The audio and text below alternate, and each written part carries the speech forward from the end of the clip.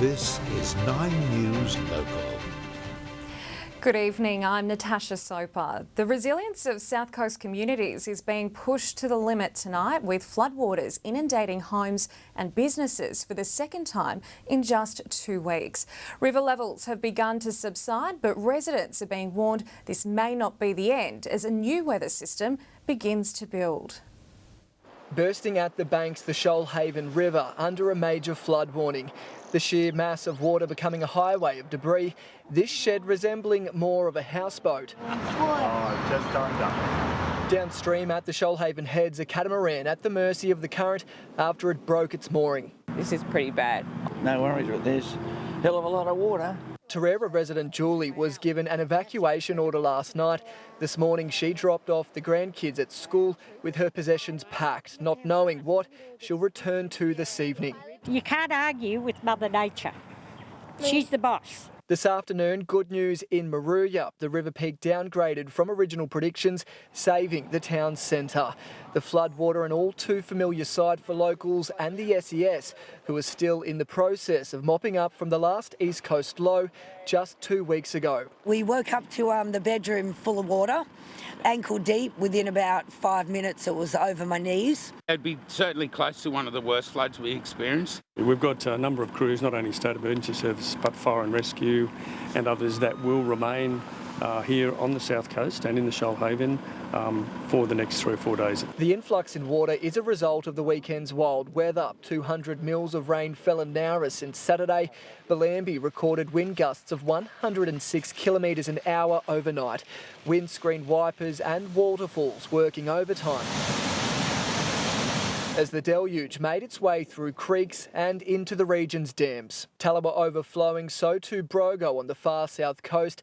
They sat at 10% capacity just 6 months ago. Our reporter James Wilson joins us live from Wollongong on the south coast. James, what's the situation where you are? Well, Tash, the good news is the water has started to subside. The Shoalhaven River next to me is still extremely full. Locals say it's the highest they've seen it in around 30 years. It peaked at around 4.4 metres early this afternoon. You can see it's brought with it a trail of destruction. Debris is all over this road here, bringing down fences. Further up from where I am, there are around 4 cars floating in the middle of floodwater. They've been there since early this morning. The SES say they will be sticking around for a number of days to help clear this debris. And in some concerning news, Tash, there is word that another low-pressure system is building off the coast. It could bring with it heavy rains this weekend. If that is the case, it will be the third flood event here in just under a month. Thank you, James. Meanwhile, the wet weather has ended with tragedy south of Canberra. A kayaker's body found hours after he went missing. And while police piece together what happened, authorities say it serves as a sad reminder of the dangers of floodwater. When the swollen Murrumbidgee River swallowed a man's kayak late yesterday, searchers still held hopes of finding him alive. Search and rescue people, fire and rescue, we've got SES assisting.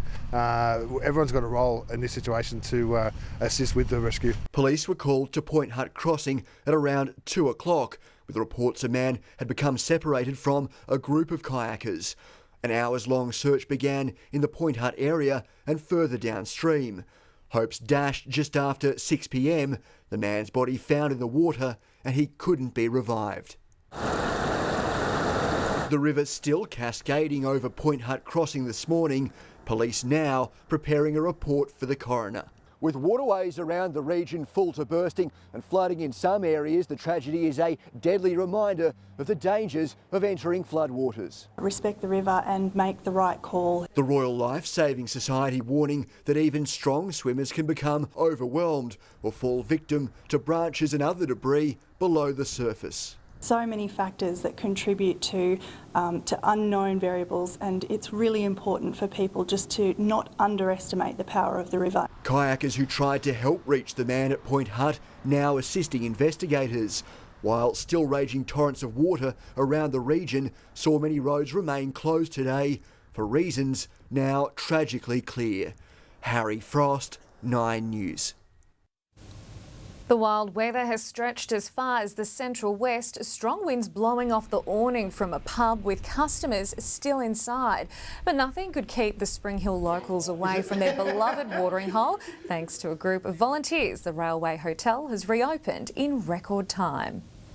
It's just unbelievable how a small community like Spring Hill can have so many nice people that could come and help. Builders have deemed the building safe and the pub is back in business. The state's regional waterways are slowly recovering after years of being battered by drought. Burrendong Dam has made a dramatic transformation, up from a critical low of less than 2% earlier this year. The boaties are back at Burrendong Dam. The husband's anxious to test out the new boat to see how it goes on the water. A windy day on the waters near Wellington in the state's central west. The dam now 32% full after recent rainfall. So even though Burrendong hasn't received high volume inflows, it's received overnight the equivalent of more than 1,000 Olympic swimming pools, for example. Only 6 months ago, the dam had essentially hit rock bottom, holding just 1.5% of its capacity. After it's been so long, the water been up where it was, and all of a sudden it's just, I thought it can't get any lower than this. Today's sight by the shoreline, a dramatic turnaround after years deep in drought. Burrendong Dam has the capacity to hold enough water to fill the Sydney Harbour 3 times over. It was built immediately after World War II to improve town water supplies and to boost agricultural production in the Macquarie Valley.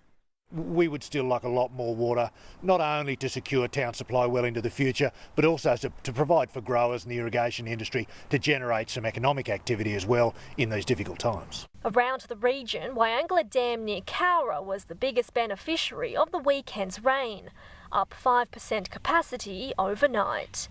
Naomi Avery, 9 News. It's been 21 years since teenager Michelle Bright was killed in the small country town of Wollongong near Mudgee in 1999. Today, New South Wales Police offered a $1 million reward for information, her mother making an emotional appeal. Nine's senior crime editor Emma Partridge sat down for a one-on-one chat with Michelle's mum Lorraine. That interview in the news at 6. Riverina workers from Henty and Calcan have had their critical workers permits to cross the Victorian border revoked. The towns have been left out of the state government's border region classification map. The Mayor of Greater Hume believes the decision is ridiculous and will hurt the local economy. Just put in a number of postcodes and thought that will be fine, and I don't think they really looked at the map after they'd made the decision. Ms Wilton is now lobbying the government to amend the map. Meanwhile, dozens of Canberra residents are stuck at the New South Wales-Victorian border, unable to return to the ACT. We have a group of people who've been effectively stranded for a number of days now with what they thought were validly issued permits to travel back to the ACT. The Chief Minister is hopeful they'll soon be given permission to cross into New South Wales. Stay with us. Still ahead, rumours of a major COVID spike in the Riverina. Hear what officials had to say. Why residents are calling for medicinal cannabis to be added to the PBS. A local tourist attraction is added to the National Heritage List, and after 65 years in the field, this hockey player from Orange celebrates a special milestone.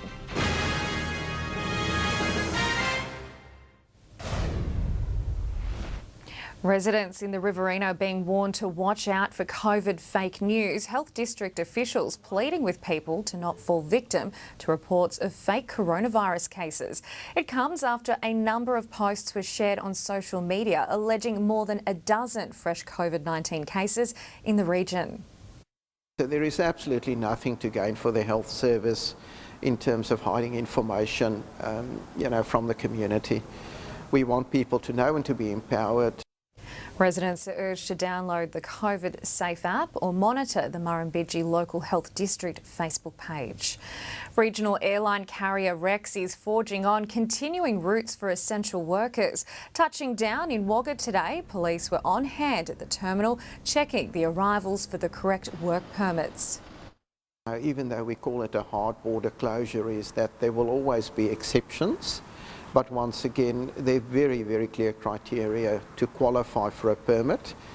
The service is critical for local hospitals across the Riverina, with a number of specialists flying in and out of the region.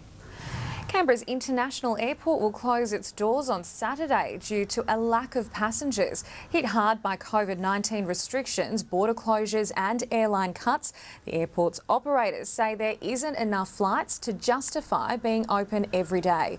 The CEO is calling for a national plan to restart the aviation industry.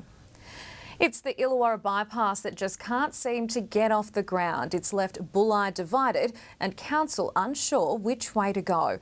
Tonight, one Wollongong City councillor isn't giving up the fight to see it built, pushing for a dedicated working group with the RMS. Bumper to bumper, trucks charging through. And a known disaster zone. It's no wonder an extension of Memorial Drive has been investigated to redirect unwanted traffic. Initially brought to the table in 2012, 8 years later, locals are still waiting. The land's been already allocated for this, and if we don't do it now, in 40 years' time, we're going to have the same problems, and all we're doing is kicking the can down the road. A looming alternative is for all-day clearways, a kick in the gut for local businesses. MP Ryan Park contacted the Transport and Roads Minister earlier this year. In June, his office wrote a letter of reply stating RMS have no plans to extend Bulletin Pass to meet up with Memorial Drive, but the land has been reserved for future extension if needed. We are getting a very, very much a stonewalling response from the government, and it's simply not acceptable. Tonight, the Bulletin bypass is on Wollongong's council meeting agenda. Councillor Lee Colaccino pushing to form a working group with RMS to get the wheels in motion. We've tried and we've tried and we've tried, but it doesn't mean we stop. He wants to know if the corridor is even still an option and realistic traffic counts carried out. Let's get some backbone with us with the council, and let's get some structure for us in Bulletin. Caitlin Tugakino, 9 News. The heavy rain didn't put a stop to the reopening of Lawrence Hargrave Drive at Stanwell Park. Today, motorists flew freely on the stretch after it was closed for 2 months while slope repairs were carried out. Tradies worked through the rain, installing mesh and shotcreting to ensure the road opened on time. 40,000 tonnes of food waste is filling Canberra's landfill every year. The ACT government today making a multi-million-dollar commitment to composting. The party promising jobs, emission reductions and a territory-wide rollout by 2023. Waste not, want not. Food disposal is on the agenda for the ACT government, with it making up nearly 40% of Canberra's garbage. That currently goes into landfill, where it turns into methane, which is a potent greenhouse gas that is 20 times more potent than carbon dioxide. However, a re-elected ACT Labor government would turn out tucker into compost. A promise to use $30 million to build a composting facility and another $12 million for green bins to be collected, creating around 200 jobs. We'll be doing this because it's the right thing to do and because it will deliver better services to Canberrans, but also help to tackle climate change. But it will take 3 years to see the plan in its entirety. Residents who already have green bins will be part of a pilot program next year before they're rolled out to every household in the territory from 2023. Canberra's been very receptive to the curbside. The contamination levels are extremely low, be the lowest in the country. Stopping short of promising to match the money, the Canberra Liberals say they too will deliver on food waste solutions if elected in October. This is part of the National Action Plan that was announced last year, and there is no reason that we would not adopt it in the same way if we're in government. Aggie Bradshaw, 9 News. Users of medicinal cannabis for chronic and debilitating conditions say the products have helped save their lives. But the high costs mean some are going into debt trying to pay for it. A life in the military has left Wagga veteran Jason Frost with chronic pain and post-traumatic stress disorder. Medicinal cannabis is helping him get his life on track, but accessing treatment means taking out a loan. I had to do it myself to get on it. I spent $5,000 in the first 3 months that I was on medicinal cannabis. That's because the medications are not subsidised through the Pharmaceutical Benefits Scheme, meaning patients are paying up to $15 per day plus the consultation fees for getting a script. That's a lot if you're off work with a chronic condition. Some of the conversations we've had probably have started and ended there because of costs involved. Kooringal Pharmacy is one local chemist helping people access this medication through a private provider. But Justin Smith says it can be an arduous process to get through. But it's not often people's first avenue. They've gone through a lot of different medication and specialists and trial and error. Despite being seen as a last resort, those who use the products say they're kicking years of addictive painkiller use. 80 to 90% of people have reduced their opiate intake and over 50% of them have completely stopped their opiates. But here in Australia there remains a stigma around the use of medicinal cannabis, and many GPs in regional towns won't offer a referral. Until that's reversed, users say it won't be added to the PBS. This is not a new medication. This has been around for a very long time. It's just been mistreated for very long. Will Murray, 9 News. While some areas struggle with COVID-19 clusters, the nation's capital is relaxing its restrictions. Strip clubs, brothels, saunas and shopping centre food courts are reopening from today. Bans on large gatherings are expected to remain in place for some time, despite the territory recording no new cases in more than 4 weeks. For most people, making it to 80 years of age is a reason to celebrate in itself. But for Orange local Gail Pringle, blowing out the birthday candles just wasn't enough, celebrating the milestone by playing a game of hockey for the Canobolas Reds. 80th birthdays aren't typically celebrated on a sports field. But Orange local Gail Pringle is marking her special day by picking up a stick, determined not to let any goals into the net. She's a goer. She's a true goer. She just goes after everything. Her first hockey game was in 1953. Aside from a short break while having children, Gail hasn't missed a game. Got a couple of younger ones that say that I'm their aim.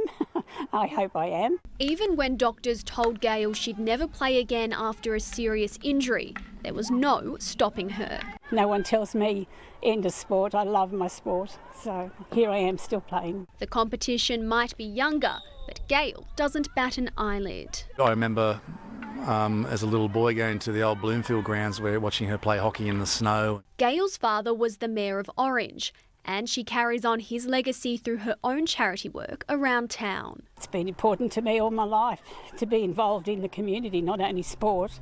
I'm secretary for Push for Palliative, and I've been president and secretary for many committees. Gail isn't just a hockey player. She's also a keen golfer and 10-pin bowler.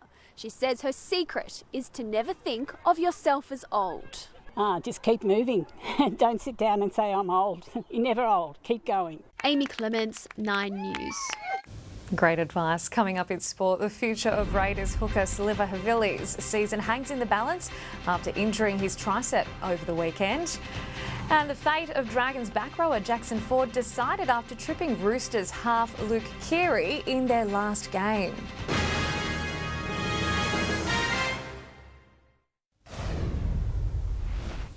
To sport now, and the Canberra Raiders are sweating over the health of their hooker, Sliver Havili, after he injured his tricep during Saturday's loss to the Penrith Panthers. Havili will undergo rehab this week, but the club is hopeful he'll be given the all clear. It's as the Green Machine officially made Ryan James a Raider, the former Titan today signing a 2-year deal with the club. Dragons back rower Jackson Ford has been suspended for 2 games, pleading guilty to tripping Roosters half Luke Keary during their game last Thursday. Ford was placed on report after hanging his leg out at the 76th minute, but avoided the sin bin. Saints hitman Tarek Sims is also facing a number of weeks on the sideline with an injured shoulder. Meanwhile, Paul Vaughan will sit out the club's game against Parramatta on Friday after breaching the NRL's COVID protocol for dining at a Kiama cafe.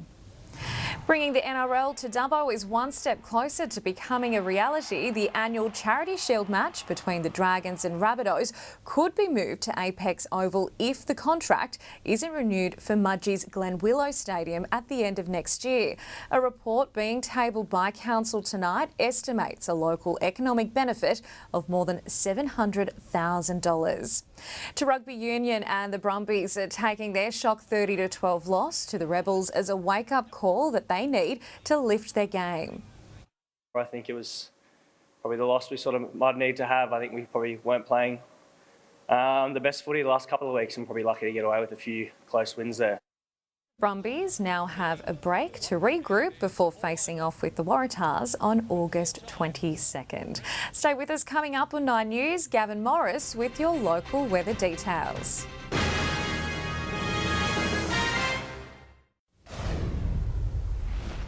Now with the weather, here's Gavin. Good evening. Thank you, Natasha. Yes, it's been a horrible time for the residents of southern New South Wales. Another 300 millimetres recorded, 2 big weather events in as many weeks. The last of the showers have been driving in across the Illawarra. They will continually clear and ease. Temperatures mostly maxing out into the mid-teens for most right across the region today. 13 the top for Canberra. We're in between weather systems at the moment. That low has cleared. That's moved on to the mid-north coast where the strong winds and the big seas. The swell is horrendous, causing more extensive coastal erosion.